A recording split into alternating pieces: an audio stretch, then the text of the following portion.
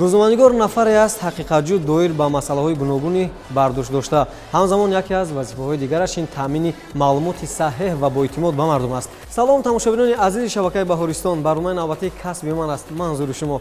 фикр мекунам шумо пай бурдед ки сухан дар мавзӯи кадом касб меравад. мехоҳед бо қаҳрамони барнома аз наздик шинос шавед, пас таваҷҷӯҳ мекунем ба сужаи омода шуда.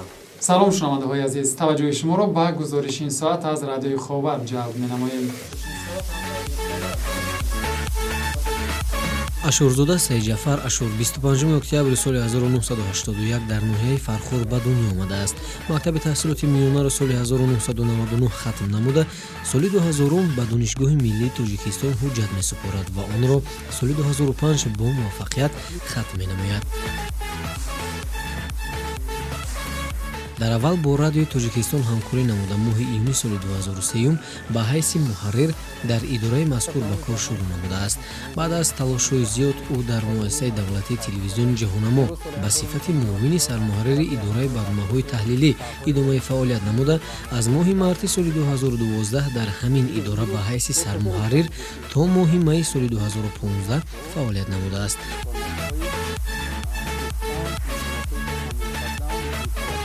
натиҷаи заҳматҳои шабонарӯзии қаҳрамони мо буд ки ӯ моҳи майи соли 2015 ба ҳайси директори радиои Ховар, ки зертобаи агентии миллии иттилоотии Тоҷикистон Ховар аст, таъин гардида ва то ҳол фаъолият дорад.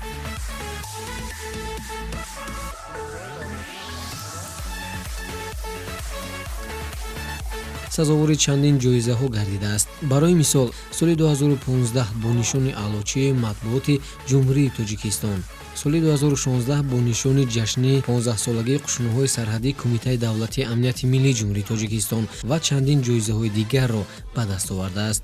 шахси хоксор, оромтабиат ва дар иҷрои вазифаҳои бардоштдошта пурмасъулият ба ҳисоб меравад. бо ҳамкорон муносибати хуб дошта, ҳамаи душвориҳоро бо дастгирии якдигар пушти сар менамоянд. шуғли дӯстдоштааш хондани китоб аст.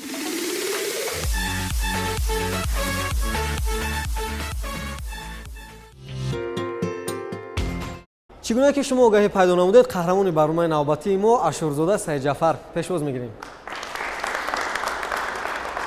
салом алайкум. хуб ҳастед? марҳамат.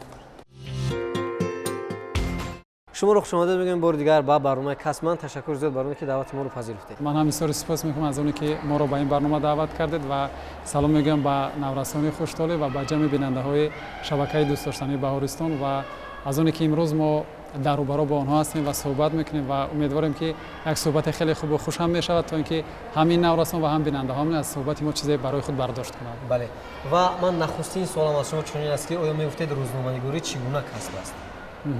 ташаккур. дар ҳақиқат дар баробари дигар касбҳое ки дар ҷомеа вуҷуд дорад, рӯзноманигорӣ низ як касби бо хусусиятҳои хоси худаш фарқ мекунад, зеро рӯзноманигор касе аст ки ҳамеша дар байни ҷомеа аст, ҳамеша дар байни мардум аст, аз рӯзгори мардум ва барои мардум мавод омода мекунад ва рӯзноманигор шахсе аст ки ҳамеша дар ҷустуҷӯи иттилоъ аст, дар ҷустуҷӯи мавод аст ва мехоҳад ки агар корманди радио бошад барои шунавандаи худ, агар аз телевизион бошад барои бинандаи худ ва агар аз матбуот бошад мехоҳад барои хонандаи худ сари вақт хабарҳоро пешниҳод кунад, маводҳое пешниҳод кунад ки ниёзи имрӯзи ҷомеа аст ва хонандаву бинандаву шунаванда ба он ниёз доранд ё таваҷҷӯҳ доранд ки ҳамин гуна хабар ё ҳамин гуна иттилоъро бишнаванд. ҳамеша дар сафари хидматӣ қарор дорад ва бо ҳаёти мардум аз наздик ошно мешавад ва воқеан шоҳиди рӯйдоду воқеоти зиёде мешавад ки на ҳама ин гуна шоҳид мешаванд. мо имрӯз ситораҳои санъат мегӯем, журналистон ҳам метавонанд ситора бошанд, дар миёни мардум маҳбубият дошта бошанд. воқеан аз гуфтаҳои шумо бармеояд ки ҳамаи он рӯйдодҳое ки дар ҷаҳон ба вуқӯъ мепайвандад, яъне расонидани он ба мардум бардошти рӯзноманигор аст. хуб, инак мегузарем ба қисмати суолҳо ки ба меҳмони барномаи мо савол дорад. марҳамат шумо. рӯзноманигори телевизион аз радио чӣ фарқият дорад? ҳам радио, ҳам телевизион ва ҳам матбуот яке аз шохаҳои васоити ахбори омма аст ва фарқият байни рӯзноманигори радио ва телевизион он қадар зиёд нест. танҳо бо баъзе аз хусусиятҳо дар радио рӯзноманигор ҳамеша бо матн ва садо сару кор дорад, аммо дар телевизион рӯзноманигор дар баробари бо садо сару кор доштан, бо матн сару кор доштан ҳамзамон бо навор низ сару кор дорад. яъне агар бигирем як чорабинӣ, як воқеа, як рӯйдод мешавад ва рӯзноманигор барои инъикоси он ба он ҷо меравад, хуб яқин аст ки ҳамроҳи рӯзноманигори телевизион наворбардор аст ва он воқеаву рӯйдодро ба навор мегирад ва рӯзноманигори телевизион андаке матнаш шояд камтар бошад ва он хатири дар навор ҳама чиз намудор аст. اما ژورنالیست رادیو همان واقعه و رویدادی که میشود اون رو توسط صدا توسط متن برای شنونده تصویر میکند و شنونده در تصویر نگاهش همون رویداد همون واقعیت رو باید ببیند که چی واقع شد. یعنی در رادیو سخن زیادتر است، در تلویزیون کمتر بگوییم اگر میشود. دیگر هر دو قریب یک چیز است. دوستان عزیز یادداشت می‌شیم که صحبت ما در مؤسسه تحصیل سیمونی عمومی رقم 31 ثبت گردید و از این سبب صداها نیز من فکر می‌کنم به گوش میرسند و میگذاریم باز با سوال دیگر. باز کی سوال دارد؟ مرحمت شما. کسب مذکور بیشتر چگونه دشواری‌ها دارد؟ همه کسب‌ها مشکلی دارند ولی کسب روزنامه‌نگار زیاد فکر می‌کنم زیادتر مشکل داره. به چه خاطر؟ با اون خاطره که ژورنالیست پابند وقت و زمان هیچ وقت نیست. همیشه باید در کار باشد، همیشه باید در جریان باشد، چون که رویداد و واقعات وقت و ساعت را نمی‌شناسد. این کسب زحمت زیاد را طلب می‌کند، بیدارخوابی‌ها را طلب می‌کند. یعنی که چون زیادتر با سخن سر و کار دارد و نوآور است و ایجادکار است، یعنی کوشش می‌شود که پیوسته پای ایجاد باشد و روزنامه‌نگاری یک کسبی است که هیچ وقت اگر بگیم که من به همین قله رسیدم به آخر رسید نه، همه وقت باید در جستجو، در تلاش، در کوشش، در آموزش باشد. چون مثلا ببینیم در دیگر کسب‌ها وقتی که ساعت 17 بیگاه میشد یا 5 بیگاه میشد کار به اتمام میرسد، همه مثلا یا در مکتبم باشد ختم میکنند مثلا خانه میرند، ولی در ساحه روزنامه‌نگاری این گونه نیست. این مشکلی هایی است که واقعا در پای ثمرهای خیلی شیرین میآورد. هر اون نفری که واقعا کسب خود را خیلی خوب صدقاً دوست می‌دارد یگان مشکلی سد راه شده نمی‌تواند. از سبب اینه که کسب روزنامه‌نگاری خیلی هم کسب مشهور و معمول است و کسب پرافتخار نیز هست. خوب می‌شود که سوال‌ها رو بیشتر بشنویم تا اینکه اشتراکچیان و تماشابینانی که از ما سوال دارند به خود پاسخ بگیرند. خب سوال‌های دیگر رو می‌شنویم. باز کی سوال دارد؟ مرحمت شما. نقش سیما در تلویزیون چگونه است؟ نقش سیما در تلویزیون خیلی مهم است. البته تلویزیون یک چیزی است که چون ما مردمی زیبا پرست هستیم، مردمی زیبا بین هستیم، می‌خوایم که همیشه چشم ما زیبا بین باشد. من نیز مدت 5 سال در تلویزیون فعالیت کردم و همین گونه سیمای یعنی که لاغر داشتم تا اندازه خراب، ولی مهارت بلند کسبی شاید همین کمبودی ما رو شاید کمبودی زیاد ژورنالیستان رو میتواند پوشاند. وقتی که سیما زیبا است ولی دانش مکمل نیست، ولی با اودیتوریا صحبت کردن نمی‌شود. قبل از سیما البته دانش، مهارت بلند کسبی، مهارت بلند سخنوری، مهارت بلند مثلا اودیتوریا خود جامعه رو به خود جلب کردن خیلی مهم است. چون که اگر مثلا این همه رو ژورنالیست، این همه رو روزنامه‌نگار داره باشد، خواهی او یک کاستگی که در رخسارش در سیمایش هست میتواند اون رو پوشاند. بهترین. سلامت باشید. امکان داریم سوال دیگر رو بشنویم. باز کی سوال دارد؟ مرحمت شما. برای روزنامه‌نگار شرایط کاری مهم است یا دانش؟ هر دو مهم است. البته در قدم اول دانش، چون که دانش اگر باشد با واسطه دانش ما میتونیم تمام مشکلات رو برطرف کنیم. وقتی که ژورنالیست میخواد یک مواد خوب آماده کند، یک برنامه خوب آماده کند، یک گزارش نقص تهیه کند که روزمره است، برای البته شرایط کاری هم مهم است. شرایط کاری در کدام صورت ما میتونیم به وجود بیاریم؟ با واسطه البته دانش. اگر شرایط کاری باشد، تمام امکانات ها فراهم باشد، ولی روزنامه‌نگار مثلا مهارت خوبی نوشتن، مهارت خوبی سخنوری نداشته باشد، چگونه میتواند یک مواد خوب پیشنهاد کند؟ در قدم اول دانش که باشد، میتواند اساسا مشکلات ها برطرف شوند، یعنی شرایط ها مهیا شوند تا اینکه باز هم مواد ها خوبتر شوند. اگر فرض کنیم از تاریخ خود رادیو تلویزیون تاجیکستان بگیریم، اون شرایط امکاناتی که امروز داشتن در گذشته نبود، ولی روزنامه‌نگاران کار میکردند، تلاش میکردند که یک چیز خوب برای بیننده پیشنهاد کنند. خوب با چیز دیگر رو قید بکنم که برای هر یک روزنامه‌نگار دانستن اخلاق‌های یعنی معیار ژورنالیستی لازم است، زیرا روزنامه‌نگار نیز با آن همین خصوصیت از دیگر طبقه ها من فکر میکنم که فرق دارد. خب باز هم سوال‌های دیگر رو میتوانیم بشنویم. باز کی سوال دارد؟ مرحمت شما. کدام ژانرهای روزنامه‌نگاری موجود است؟ طوری که از تاریخ ژورنالیستیک می‌دانیم، در ژورنالیستیک اصلا 3 ژانر وجود دارد. 3 ژانر خبری که در آن خبر مصاحبه وارد می شود و ژانر تحلیلی و بعدا ژانر سوم ژانر پوبلیسیستی بدی. ولی تقاضای امروز زمان و پیشرفت علم و تکنولوژی معاصر فکر میکنم که باز هم این ژانرها رو وسیع‌تر کرده است و امروز ژورنالیستان واقعا میتوانند در چند ژانر یک باره برنامه پیشنهاد کنند یا مواد پیشنهاد کنند. امروز یک روزنامه‌نگار میتواند که هم نواربرداری کند، هم عکس برداری کند، هم خودش مثلا مواد گرفته خود تنظیم کند. یعنی که همون 3 ژانر معمولی ژورنالیستی وجود دارد و این ژانرها خیلی امروز وسیع شدند و هر یک وابسته به هم سمت فعالیت خود در رسانه‌ها امروز پای فعالیت است. تشکر زیاد. بهترین. دوستان عزیز، در مورد کسب روزنامه‌نگاری یک سوژه دیگر را آماده نمودیم. این لحظه یک جای تماشا می‌کنیم و دوباره برمیگردیم، صحبت رو ادامه خواهیم داد.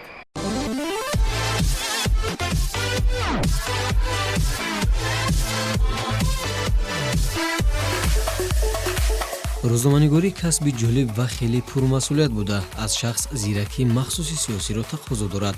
рӯзноманигор нафаре ҳаст ки маълумотҳоро ҷамъоварӣ намуда, онҳоро хуб аз рӯи адолат таҳқиқ карда ба мардум пешниҳод менамояд. аз ҷониби дигар бояд пайваста бо васоити ахбори омма ҳамкорӣ зич дошта бошад.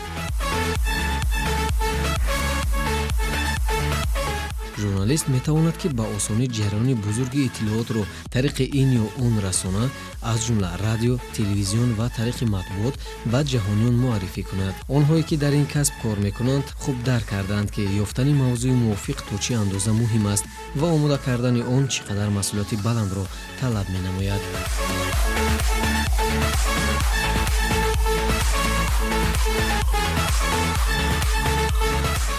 қайд кардан ба маврид аст ки номи журналистика танҳо охири асри 16 пайдо шуд.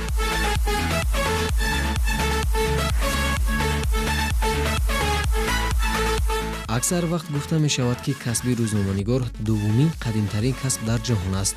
албатта дар замони Пифагор журналистика аз даврони муосир фарқ мекард. ягон телефон, ноутбук ё сабткунандаи овоз вуҷуд надошт, аммо моҳияти касб дарёфт ва интишори ҷолиби маълумот, сарчашма доштани иттилоот ва доштани талаботҳои махсус барои соҳибкасб муҳим буд.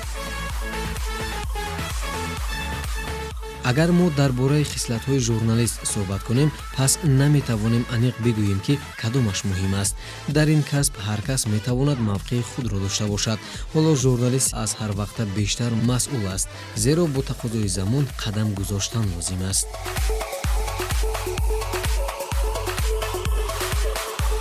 ҳама гуна хислати журналист шансе ҳаст барои пешрафти кори ӯ.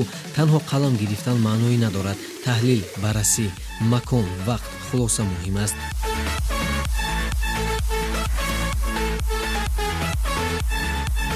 донистани забони хориҷӣ барои рӯзноманигор дарҳои зиёдеро мекушояд ва барои омода намудани матолиби ҷолибтар мусоидат мекунад. тақрибан баъд аз 5 сол вай метавонад тавассути матбуот ба радио ва телевизион гузарад. ин ба шумо имкон медиҳад ки истеъдоди худро 100% ошкор созед.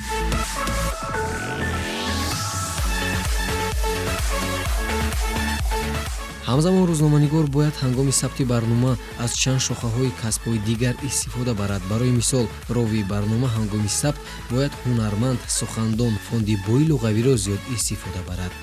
ёдрас мешавем, рӯзноманигор шаҳодатномаи махсуси худро дорад ки бо чунин ном маъмул аст. дар оянда барои интихоби касб ба шумо бурдборӣ хоҳонем.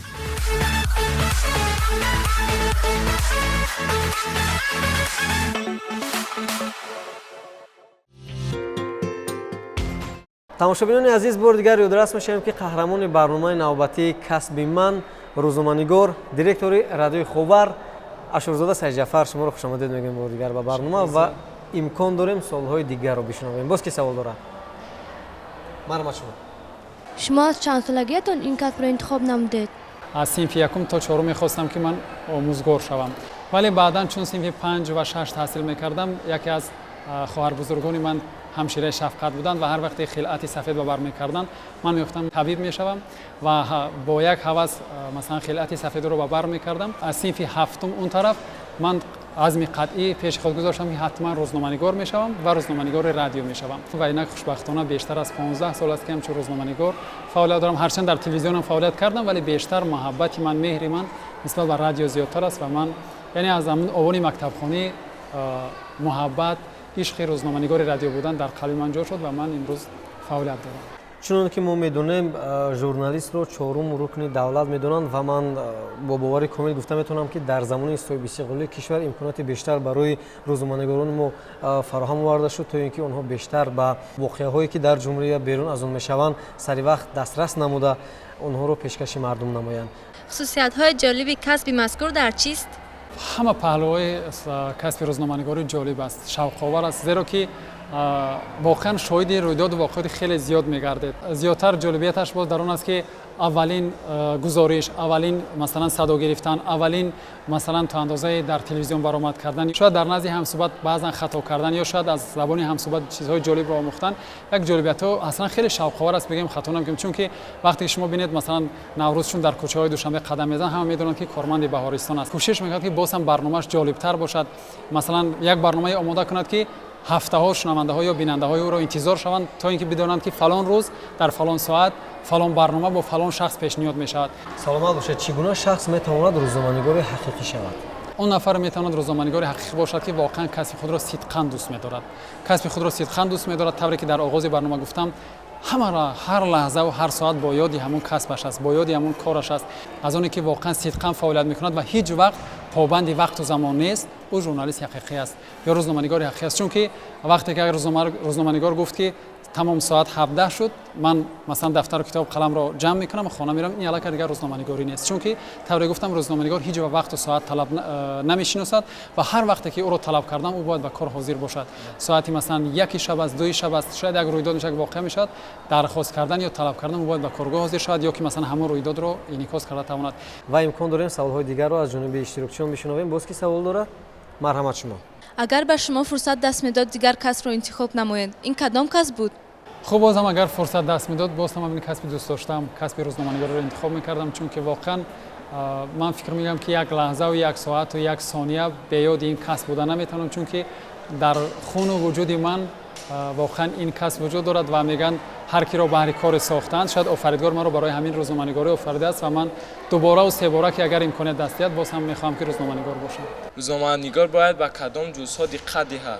یعنی در وقت تهیه برنامه یا یگان گزارش موادی که آماده میکند باید اهمیت داده باشد، چون که ژورنالیست نفری است که باید خبری واقعا تحلیل شده و درست و دقیق را برای مثلا شنونده خود برای خواننده خود رساند و کوشش کند که در یگان جزئی از همون موادی که او پیشنهاد میکند یگان خطا است، نمیدونم یگان به قول نارسایی وجود نداشته باشد. تشکر زیاد. بهترین و سوال دیگری من به شما چنین است که آیا روزنامه‌نگار حق دارد هنگام تهیه برنامه به خطاگی راه دهد؟ هیچ وقت حق ندارد، چون که طوری گفتم بیننده یا خواننده و شنونده او همیشه یک اطلاع درست رو انتظار هستند و هیچ وقت حق ندارد که مثلا خطا کند، چون که مثلا امروز که تکنیک و تکنولوژی خیلی مثلا رشد کرده است و سامانه‌های گوناگون در اینترنت هستند، در اونجا نه همه خبرها سنجیده شده و درست هستند. از این خاطر اون باوری اعتمادی که مردم به ژورنالیست دارند باید با خطای خود ژورنالیست از بین نبرد. خب بعضا حالت شاید رخ دهد ولی باید همیشه با مسئولیت باشد که چنین خطا راه ندهد. اگر خطا کرد پس به مسئولیت است و شاید سرسری برنامه را پیشنهاد کرد. یعنی حقوق خطا کردن ژورنالیست هیچ وقت ندارد. شخصانی که این کسب را تصادفی انتخاب میکنند تا کدام اندازه موفق میشوند؟ نه تنها در ساحه روزنامه‌نگاری بلکه در تمام ساحه که شخص اگر تصادفاً افتید یا تصادفاً انتخاب کرد، من فکر می‌کنم اگر به خاطری که همین خطای خود را اصلاح نکند یا تا اندازه اگر به خاطر خوبتر و مثلا به درجه عالی این کسب را از خود نکند، او موفق شده نمیتواند. خب ما دیدیم در تجربه کاری نفرانی که با امر تقدیر بگیم تصادفاً به این کسب وارد شدند ولی در نتیجه آموزش، در نتیجه کوشش، در نتیجه همیشه بالای خود کار کردن او توانست که موفق شود. من فکر می‌کنم که موفق میشد ولی در نتیجه زحمت و تلاش و کوشش و مثلا با تحمل بودن و این همه مشکلات کسب را پشت سر کردن. شما خود که مکتب مخصوص کسبی روزنامه‌نگاری را ختم نکردید، شما چگونه در این کسب موفق شدید؟ درست است، هرچند من نتوانستم که فاکولته ژورنالیستیک را ختم کنم ولی گفتم که حتی از اوان مکتبخوانی من همچون روزنامه‌نگار رفتار میکردم یا توجه من بیشتر به همین سمت بود. خب البته اون سالهایی که ما داخل شدیم سال 1999 خب البته با بعضی سبب‌ها که اینجا وقت خیلی کم است که من را شهر دیم من نتوانستم به اون فاکولته داخل شوم ولی توانستم که چون رشته دیگری دانشگاه رو ختم کردم ولی کورس‌های مخصوص روزنامه‌نگاری رو گذاشتم. هر چیزی که من می‌فهمیدم در همون رادیو تاجیکستان اگر 12 اداره فعالیت می‌کرد من به همه اداره‌ها یعنی تا جایی بگم اگر خیرگی کرده وارد می‌شدم، از بخش اقتصاد می‌پرسیدم، از بخش سیاست می‌پرسیدم، از اخبار می‌پرسیدم و البته من نمیگم که حالا هم موفق شدم یا حالا هم به یک درجه بلند رسیدم، چون که گفتم ژورنالیستیک یک کسبی است که پیوسته و همواره آموزش را طلب می‌کند. می‌گن نفرانی که مکتب مخصوص رو ختم نکردن ولی موفق شدن خیلی هم زیاد است. барои мисол мехоҳам Ато Муҳаммадҷонро ман мисол орам, ки он кас дипломи махсус доир ба касби ҳунарпешакӣ надоштанд, вале дар ин касб муваффақ шуданд. инак мегузарем боз ба қисмати суолҳо. Боз ки савол дорад? Марҳамат шумо. рӯзноманигорони имрӯза аз рӯзноманигорони гузашта ягон фарқият дорад? фарқият танҳо ман дар фаъолияти имрӯз дар соҳаи ё истифодаи техникаву технология мебинам. албатта дар гузашта рӯзноманигорон низ бо вуҷуди оне ки имкониятҳои маҳдуди техникӣ буд, фаъолият мекарданд, он чизе ки дар тавонашон буд пешниҳод мекарданд, вале имрӯз имкониятҳо барои журналистони, барои рӯзноманигорон хеле зиёд аст, хеле фарох аст. омӯхтани кадом фанҳо барои ин касб муҳим аст? омӯхтани тамоми фанҳо барои он нафаре ки мехоҳад дар оянда рӯзноманигор бошад хеле муҳим аст. агар шахс гӯяд ки ман дар оянда рӯзноманигор мешавам ва танҳо таваҷҷӯҳ кунад ба фани забону адабиёт, масалан таъриху география ва масалан аз фанҳои дақиқ, масалан ба мисли математика, физика, химия, дуруҷият, ин куллан хато аст. чунки дар оянда шояд шумо рӯзноманигори бахши иқтисод мешавед, шояд рӯзноманигоре мешавед ки дар соҳаи иқтисод бояд барнома омода кунед. агар сифру рақамҳоро дуруст сарфам нарафтед, чӣ гуна метавонед мавод пешниҳод кунед? агар масалан рӯзноманигор хоҳад ки доир ба фарз кардем ҷамъоварии ҳосил дар соҳаи кишоварзӣ мавод омода кунад ва агар фоизро аз тонаву тонаро, аз центренро аз масалан сифрҳои дигар фарқ карда натавонад, чӣ гуна метавонад як гузориши масалан сатҳи баланд ё гузориши лозимӣ омода кунад? тавре гуфтам барои рӯзноманигор омӯзиши тамоми фанҳо муҳим ҳаст. ташаккури зиёд беҳтарин ва соли дигарро мешунавем. боз ки савол дорад? Марҳамат шумо. рӯзноманигори ҷавон бояд аввал аз чӣ оғоз намояд? аз телевизион ё радио? дар вақти таҳсил дар донишгоҳ яъне дар факултаи журналистика барои таҷрибаомӯзӣ ба радио, телевизион ё матбуот равона карда мешаванд ва бисёриҳо мегӯянд ки агар мо аз матбуот шурӯъ кунем, қаламамон хуб мешавад, навиштанамон хубтар мешавад, таҳлиламон астар мешавад ва баъзе дигар яъне ки андеша доранд ки агар аз радио шурӯъ кунем, тарзи гуфторамон хуб мешавад. ва ҳастанд нафароне ки мегӯянд агар аз телевизион шурӯъ кунем, тарсу ҳарос дар назди масалан камера ё масалан амон асбоби наворбардорӣ яъне ки мепарад.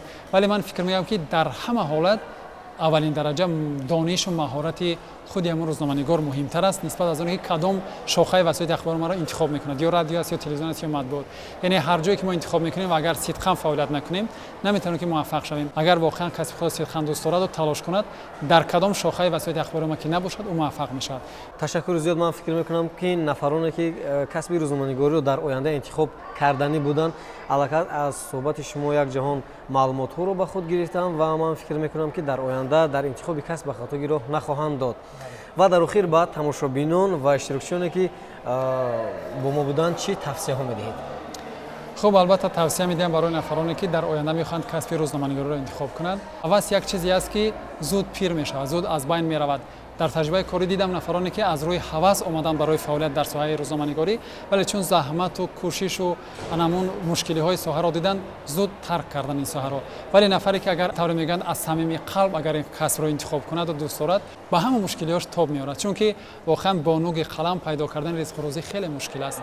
ва тавре гуфтем аз худи инсоне ки рӯзноманигор шудан мехоҳад ё мехоҳад рӯзноманигор бошад, пеш аз ҳама сабру таҳаммулро талаб мекунад. заҳмати ҳампешаро ҳампеша медонад ки чист. агар вақте ки қадамҳои аввал мегузоранд ё мехоҳанд қадамҳои аввал гузоранд, бо тавсияи устодон, бо тавсияи нафароне ки дар ин соҳа ба як дараҷаи баланд расиданд, корро шурӯъ кунанд, боз ҳам муваффақ мешаванд ва боз ҳам қадамҳои устувор мегузоранд. саломат бошед. ман ташаккури зиёд мегӯям барои иштирок дар барнома ва посух ба суолҳо ва барои чун як суҳбати ҷолибу самимӣ. саломат бошед. ва агар ҳамин суҳбате ки мо кардем шояд дар миёни 100 нафар 10 нафарро тавониста бошад ба ин ҷода раҳнамоӣ кунад, ё шояд аз миёни 100 нафар 10 нафар тавониста бошад он чизе ки мо гуфтем ба қалби ӯ созгор бошад. ва муҳимтар аст албатта забонҳои хориҷиро аз азход кунанд, чунки сафарҳои на танҳо дохилӣ балки хориҷӣ ҳам мешавад ва барои рӯзноманигор ин хеле муҳим аст. дӯстони азиз, бовар дорем ки дар барномаи навбатӣ боз доир ба як касби пуршараф ва пурмасъулият ба худ маълумот гирифтед ва ин касб буд касби рӯзноманигорӣ. пайдурас мешавем қаҳрамони барномаи навбатӣ мо буданд директори радиои Ховар Ашурзода Саидҷафар. ман бори дигар хушомадед мегӯям ва мехоҳед доир ба касбу кори дигар ба худ маълумот бигиред, пас пайваста барномаи касби манро аз шабакаи Баҳористон мунтазир бошед. то барномаи навбатӣ тансиҳат ва хонобод бошед. хайр.